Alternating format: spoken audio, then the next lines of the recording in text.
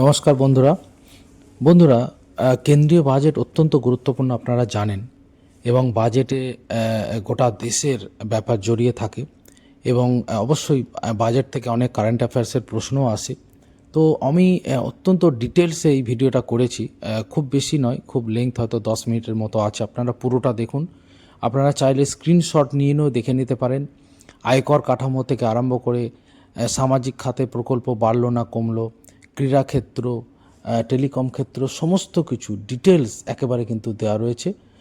আপনারা অবশ্যই ভিডিওটা পুরোটা দেখুন। এবং করের ভাগ, যে রাজ্যগুলোর করের ভাগ, সেটা কিন্তু 41% যা ছিল সেটাই থাকলো, সেখানে বৃদ্ধি হলো না। এক কথায় বলা যেতে পারে বাজেটের পুরো একটা চিত্র কিন্তু এর মধ্যে রয়েছে এবং সেটা আমি আপনাদের সামনে তুলে ধরছি। আপনারা অবশ্যই অনুরোধ করব, আপনারা যদি স্ক্রিনশট নিয়ে পড়ে নিতে পারেন তাহলেও কিন্তু পুরোটা আপনারা জানতে পারবেন। দেখুন, বাজেটে আমি কালকের একটা ভিডিওতেই বলেছি, বিরোধী রাজনৈতিক দলগুলো, রাহুল গান্ধী, মমতা বন্দ্যোপাধ্যায় অত্যন্ত সমালোচনা করেছেন, বলেছেন অন্তঃসার শূন্য বাজেট। সমাজবাদী পার্টি প্রত্যেকেই, আজকে বর্তমান পেপারে লেখা হয়েছে রাহুল গান্ধীর মন্তব্য, কর্মসংস্থানহীন তরুণ প্রজন্ম, উৎপাদন খাতের ধারাবাহিক পতন হচ্ছে, গৃহস্থালির সঞ্চয় হচ্ছে না, অন্তঃসারশূন্য বাজেট বলেছেন মমতা বন্দ্যোপাধ্যায়। বাজেটে বেশ কয়েকটা ঘোষণা বিহারের জন্য করেছেন। জাতীয় মাখানা বোর্ড গঠন করা হবে, সেখানে 475 কোটি টাকা বরাদ্দ হয়েছে। মিথিলা অঞ্চলে পশ্চিম কোসি খাল সংস্কার হবে, সেখানে টাকা বরাদ্দ করা হয়েছে। পাটনায় আইআইটি হোস্টেলের সম্প্রসারণ হবে, তার জন্য বরাদ্দ করা হয়েছে টাকা।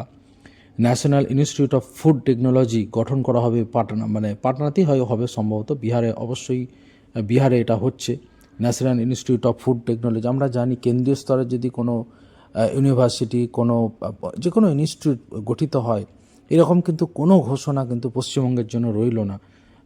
স্বভাবতই বলা যায়, দেখুন আমার ভিডিওতেও দেখবেন দেওয়া রয়েছে যে কোথায় কি কত টাকা বাড়লো। আমি এখানে দিয়েওছি যে রাজ্য বিজেপিও কিন্তু অত্যন্ত ক্ষুব্ধ, ভিতরে ভিতরে, প্রকাশ্যে তো তারা বলতে পারবেন না। আপনারা দেখুন এখানে কি জুটলো বঙ্গের ভাগ্যে, পরপর সব দেওয়া রয়েছে, আপনারা পরপর দেখে নিতে পারেন। যেখানে দেখা যাচ্ছে ম্যাক্সিমাম জায়গায়, দেখুন এশিয়াটিক সোসাইটি এত বড় একটা প্রতিষ্ঠান, 28 কোটি টাকা গতবার ছিল, এবার মাত্র 1 কোটি টাকা বরাদ্দ হয়েছে। অর্থাৎ সেখানে শূন্যপদ বৃদ্ধি থেকে আরম্ভ করে কোনো কিছুই প্রায় হবে না, অর্থাৎ যা ছিল তাই থাকবে। আমরা জানি এশিয়াটিক সোসাইটি পশ্চিমবঙ্গের একটি অত্যন্ত গুরুত্বপূর্ণ প্রতিষ্ঠান। 1784 সালে স্থাপিত। কারেন্ট অ্যাফেয়ার্সের জন্য এশিয়াটিক সোসাইটি একটি গুরুত্বপূর্ণ প্রতিষ্ঠান। সেখানে কিন্তু বিরাট কিছু ঘোষণা নেই।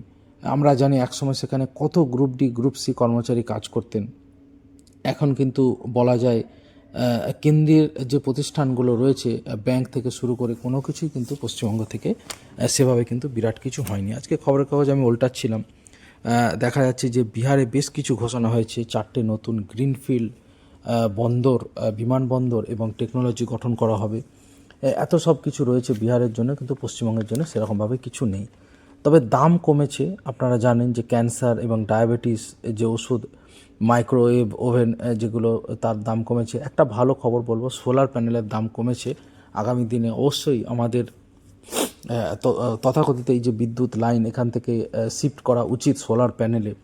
তা দিয়ে যদি পাখা চলে, তা দিয়ে যদি লাইট জ্বলে, সেটা অত্যন্ত ভালো। সোলার প্যানেলটাকে আরও গুরুত্ব দেওয়া উচিত কেন্দ্রীয় সরকারের। অবশ্যই তারা কিন্তু সোলার প্যানেলের দাম কমিয়েছে। অন্যদিকে মোবাইলের দাম কমেছে। বন্ধুরা, এতে খুব একটা বিরাট কিছু লাভবান হবে না, তবে অবশ্যই মোবাইলের সাথে যে সমস্ত শিল্প যুক্ত তারা লাভবান হবে। সোনাতে কিছু বরাদ্দ কমানো উচিত ছিল, বিশেষ করে আমদানি শুল্ক, তাহলে এত মানুষ সোনাতে জড়িত, তাদের সুবিধা হতো, কিন্তু সেরকম কিন্তু কিছুই করা হয়নি। একইভাবে বাজেটে যে কেন্দ্রের যে বরাদ্দ, কেন্দ্রের যে ভাগ, সেই ভাগটা যদি কমানো হতো সেটা কিন্তু সুবিধা হতো, কিন্তু সেটা করা হয়নি। উল্টে বাজেটে সরকারি ব্যাংক আরও কমানোর ইঙ্গিত দেওয়া হয়েছে এবং গঠিত হয়েছে রিভিউ কমিটি। অর্থাৎ আমরা জানি কেন্দ্রীয় সরকারের একটা নীতি যে এত ব্যাংক তারা রাখবে না। অলরেডি বহু ব্যাংক উঠে গেছে, আপনারা জানেন এলাহাবাদ ব্যাংকের মতো ব্যাংক উঠে গেছে। আমরা জানি যে ইউনাইটেড ব্যাংকের মতো এত বড় একটা ব্যাংক উঠে গেছে, যেগুলো পশ্চিমবঙ্গে তাদের প্রধান শাখা ছিল। সেই বড় বড় ব্যাংক উঠে গেছে এবং এখন আরও ব্যাংক ছোট করার পরিকল্পনা নেওয়া হয়েছে। আমরা দেখেছি বিজয়া ব্যাংক বলুন, আরও ইন্ডিয়ান ওভারসিজ ব্যাংকেও বিক্রি করে দেওয়া বিলগ্নীকরণের পথে রয়েছে। তো এত ব্যাংকিং ব্যবস্থাকে তারা পুনর্গঠন করতে চাইছে কেন্দ্রীয় সরকার, কিন্তু এতে আমার মনে হয় আমজনতার বিরাট কিছু লাভ হবে বলে মনে হয় না। তার কারণ একটি এত বড় ভারতের মতো রাষ্ট্রে যেখানে একসময় 25 থেকে 26টা ব্যাংক ছিল, ক্ষতির কি আছে? এত বড় একটা দেশে 25-26টা ব্যাংক থাকতেই পারে। তাহলে তো সব ব্যাংক তুলে শুধুমাত্র স্টেট ব্যাংক আর রিজার্ভ ব্যাংক রাখলেই মিটে যায়, কিন্তু সেটা তো সম্ভব নয়।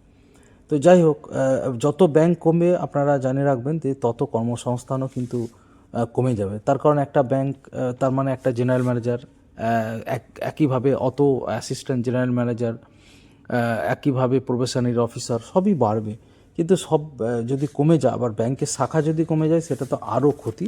অবশ্য এখন পর্যন্ত ব্যাংকের শাখা কমে যাওয়ার কিন্তু খবর নেই। যাই হোক, এছাড়া আনন্দবাজার পত্রিকাতেও ডিটেলস লেখা হয়েছে, এবং আনন্দবাজার পত্রিকা একটা বিষয় প্রশংসা করা হয়েছে যে ব্যাপকভাবে যেহেতু তিনি ঘোষণা করেননি, ছাড় দেননি, এর ফলে যে ঋণের যে বোঝা, আমরা জানি রাজ্য সরকারের মতো কেন্দ্রীয় সরকারও প্রচুর ঋণ রয়েছে, সেই ঋণের বোঝা সুদ তো গুনতে হয়, সেইখান থেকে কিছুটা মুক্তি পেতে পারে। কিন্তু সেটা অবশ্যই গুরুত্বপূর্ণ সংস্কার করা উচিত, যেটা 1991 সালে উদারীকরণ চালু হয়েছিল। কারেন্ট অ্যাফেয়ার্সের জন্য গুরুত্বপূর্ণ বন্ধুরা, 1991 সালে উদার অর্থনীতি শুরু হয় ভারতে। কবে উদার অর্থনীতি শুরু হয় এরকম প্রশ্ন আসে, সেটা হবে 1991 সাল। মনমোহন সিংয়ের অর্থমন্ত্রী ছিলেন তখন। সেই যে উদারীকরণ, নিশ্চয়ই সেটা করতে হবে, রাজকোষ ঘাটতিকেও সামাল দিতে হবে, কিন্তু তার সাথে আইসিডিএস কর্মী, আশাকর্মীদের যারা কেন্দ্রের সাথেও যুক্ত, রাজ্য কেন্দ্র প্রকল্প, আইসিডিএস কর্মী, আশাকর্মীরা এত আন্দোলন করলেন পশ্চিমবঙ্গে, তার রেস কিন্তু দিল্লিতে পৌঁছালো না, এবং আইসিডিএস কর্মীদের জন্য কিন্তু কোনো রকম ঘোষণা নেই। মহিলাদের ক্ষমতায়নের কথা বলা হচ্ছে, তো অবশ্যই রাজ্যগুলির দায়িত্ব রয়েছে, রাজ্য নিশ্চয়ই বাড়ানো উচিত, কিন্তু কেন্দ্রেরও উচিত ছিল বাড়ানো। এছাড়া আরও একটি কথা বলবো, ভারতবর্ষ কৃষি প্রধান দেশ, আমাদের ম্যাক্সিমাম মানুষ আমরা কৃষিজীবী, আমরা কৃষিকাজ করেই আমরা জীবিকা নির্বাহ করি। কিন্তু আশ্চর্য হয়ে গেলাম, কিষাণ যে নিধি প্রকল্প, কেন্দ্রীয় যেটা রাজ্যে কৃষক ভাতা, কেন্দ্রে 6,000 টাকায় কিন্তু রেখে দেওয়া হলো, বাড়ানো হলো না। এটা অবশ্যই অন্তত 7,000, 8,000 কি 10,000 টাকা করা উচিত ছিল, কিন্তু বাড়ানো হয়নি। একইভাবে আমরা দেখছি সামাজিক প্রকল্প, বিশেষ করে খাদ্যে ভর্তুকি, আগামী দিনে রেশন ব্যবস্থা কতটা থাকবে সেটা নিয়ে কিন্তু প্রশ্নচিহ্ন থাকছে। তার কারণ সেখানেও কিন্তু বরাদ্দ কিন্তু আগে যা ছিল তার থেকে কিন্তু বরাদ্দ কমানো হয়েছে।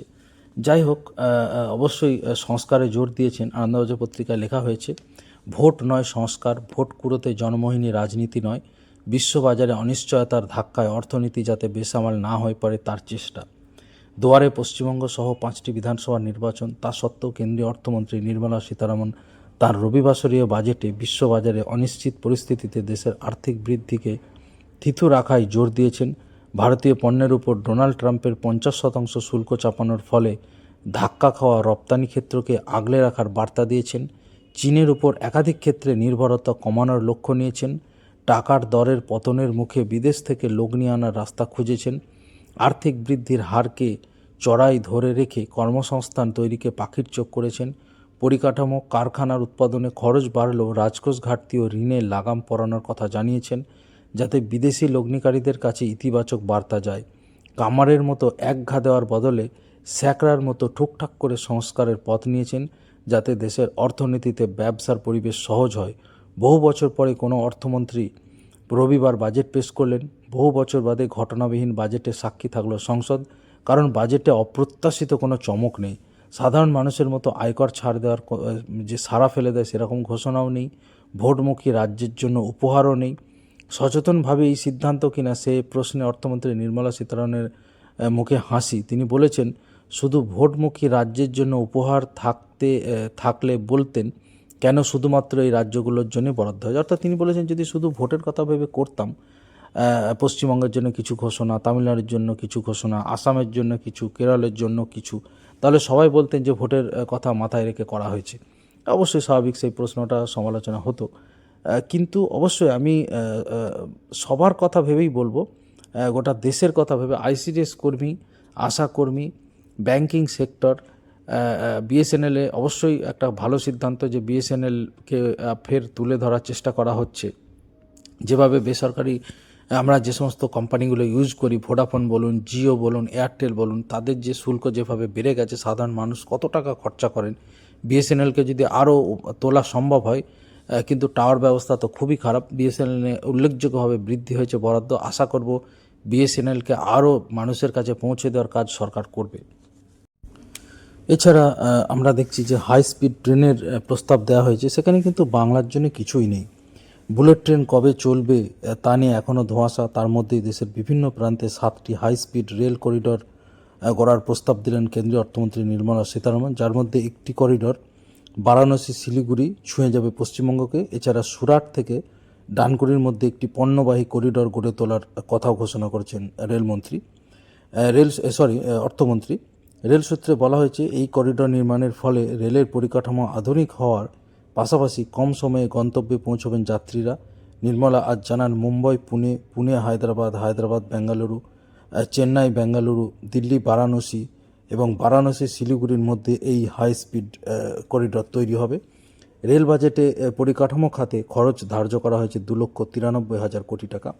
অন্যদিকে জনগণনায় বরাদ্দ বেড়েছে। অবশ্যই জনগণনা করা উচিত এবং তার বরাদ্দ বাড়ানো হয়েছে, সেটা ভালো।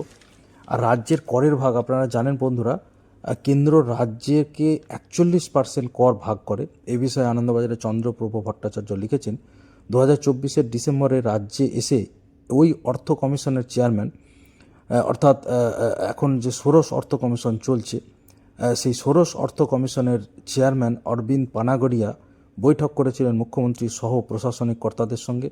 সেই বৈঠকে রাজ্যের প্রস্তাব ছিল কেন্দ্রীয় করের ভাগ 41% থেকে বাড়িয়ে 50% করা হোক। তবে এদিন কমিশন আগেই হারই বরাদ্দ রেখেছে, অর্থাৎ আগের হারই রয়ে গেছে। অর্থাৎ রাজ্যগুলো বেশি টাকা পাচ্ছে না, যা ছিল তেমনটাই পাবে। এটা হচ্ছে পরিষ্কার কথা। এবং কারেন্ট অ্যাফেয়ার্সের জন্য বন্ধুরা গুরুত্বপূর্ণ যে কেন্দ্র তার করের কত পার্সেন্ট রাজ্যের সাথে শেয়ার করে, সেটা হচ্ছে 41%। অর্থাৎ 41% টাকা তারা রাজ্যগুলোকে দিয়ে দেয়। জিএসটি বা নানা আয়কর, ইনকাম ট্যাক্স, নানাভাবে যে কেন্দ্র যে টাকা রোজগার করে তা কিন্তু দিয়ে দেয়। তো যাই হোক, এগুলো ভালো প্রস্তাব কিছু রয়েছে, কিছু খারাপ প্রস্তাবও রয়েছে বলা যেতে পারে।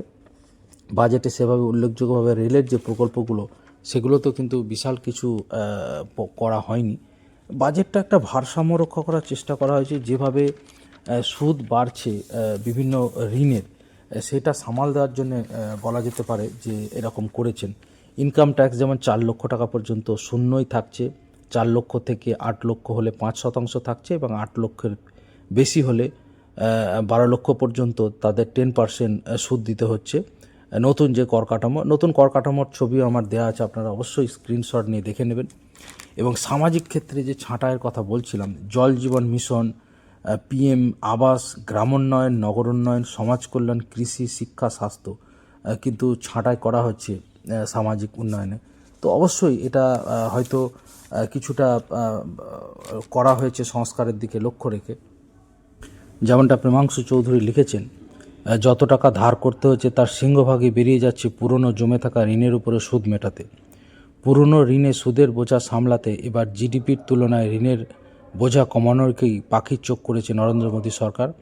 চলতি অর্থ বছরে দেশের জিডিপির তুলনায় ঋণের হার ছিল 56.1%।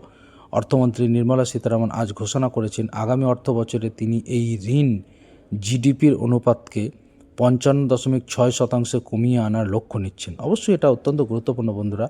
কখনোই ঋণ বেশি হওয়া ঠিক নয়, কিন্তু কিছুটা ঋণ করা সম্ভব বা উচিত যদি পরিকাঠামো তৈরি করা হয়, যেখান থেকে ভবিষ্যতে অনেক সুবিধা পাওয়া যাবে, সেগুলো কিন্তু করা উচিত।